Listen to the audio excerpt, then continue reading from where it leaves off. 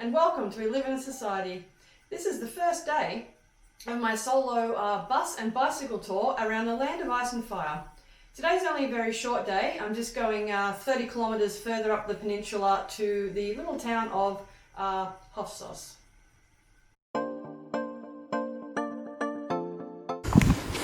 Hello. Today's my first day cycling. I'm just heading up the peninsula. It's not very far. It's only like, what was it? 30 kilometres. But we're heading down to have to breakfast, and then I'm going to set off. And it's an overcast day, and I've got about 20 kilometre headwinds.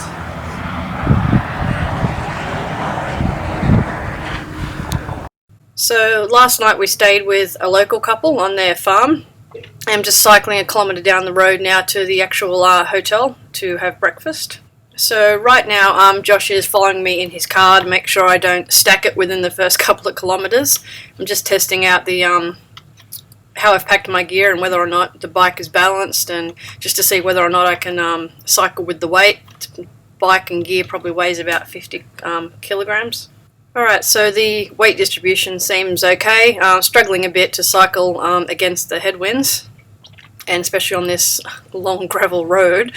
But yeah, it's not too bad. I think it'll be slow going today. It's very cold, only a couple of degrees, and it's very foggy. But looking forward to breakfast. It'll probably be the last decent hot breakfast I have in a while. Generally it'll just be a cup of tea and an energy bar.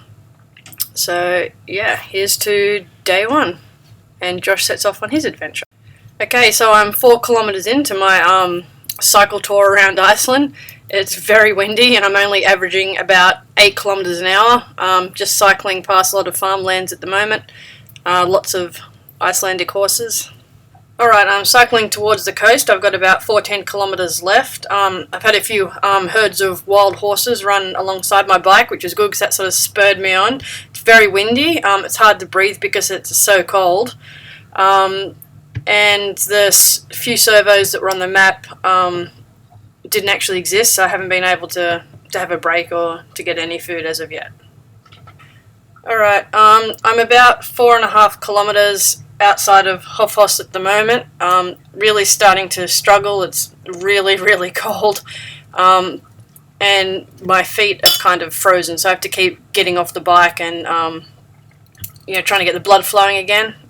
Okay, yay, I'm almost there. I've reached the junction point with Highway 77, so I'm going to follow that a few kilometres into the centre of the village, and then find the campsite and hopefully get some food out of the cold and the wind.